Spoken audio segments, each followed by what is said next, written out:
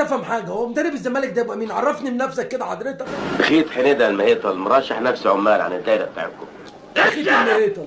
انا بصراحه من ساعه ما جه المدرب ده وانا مش حاسه وانا مش بلعه. يعني الزمالك يفوز على الداخليه بولاده قيصريه 1-0 قبل لقاء الاهلي، قبل نهائي الكاس. وانت شفت الاهلي بيعمل ايه؟ الاهلي بيفوز في بطولة افريقيا وهو مستريح وهو صاعد على يانج افريكانز بطل تنزانيا. طب واحنا فين من ده كله؟ النهارده المدرب بتاع الزمالك ده هجاص يا عم، واحنا نطلع من هجاص بتاع ترمز نروح لواحد بتاع فاكهه؟ ايه يا عم جوميز ده؟ ايه يا عم؟ احنا نفسنا مدرب يجي يطمنا قبل لقاء القمه ده. خلاص المباراه يا جماعه يوم الجمعه الجايه. النهارده الراجل بيلعبني في ماتش الداخليه، بيلعبني ناصر ماهر وجنبه عبد الله السعيد وسايب الجناح ناحيه الشمال فاضي. هو انت جاي تجرب قبل ماتش الاهلي؟ ولا انت لو مدرب فاهم ومدرب قاري الملعب تلعب بالخطه اللي انت هتلعب بيها ماتش الاهلي؟ بروفا الماتش الاهلي انت لسه هتجرب؟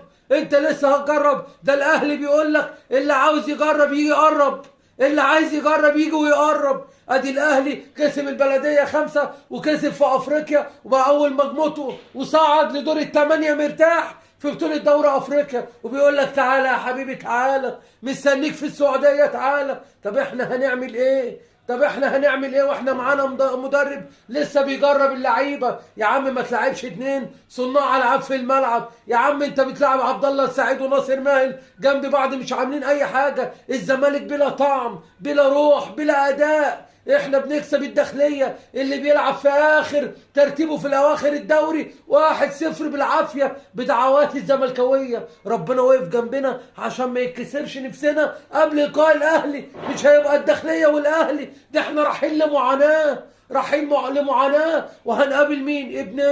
ابننا الخاين امام عاشور، وهنقابل كهربا. يعني بصراحه انا بقول على الليله اللي هتبقى في السعوديه ليله هيبكي فيها القمر، ليله بكى فيها القمر لو خسرنا قدام ولادنا اللي باعونا واشتروا الاهلي. طب ليه الزمالك بيخوفنا قبل اللقاء؟ ليه الزمالك ما يطمناش؟ كنا نفسنا نكسب زي ما الاهلي كسب البلديه، نكسب 4 نكسب 5 نكسب اي نتيجه تريحنا يا جماعه، مش نكسب 1-0 بولاده قيصريه بالعافيه بالاكراه. واللي يجيب الجون مين؟ عمر جابر اللي بقاله 2 حتى ما جابش ركله ركنيه هو اللي بيحط لنا الجون. طب هنعمل ايه؟ يا ريت مجلس الاداره يفوق اللعيبه، يخلي اللعيبه كل واحد يشرب كوبايه تمر هندي قبل لقاء يوم الجمعه. قبل لقاء يوم الجمعه كوبايه تمر ما فيهاش حاجه. وكل سنه وانتم طيبين.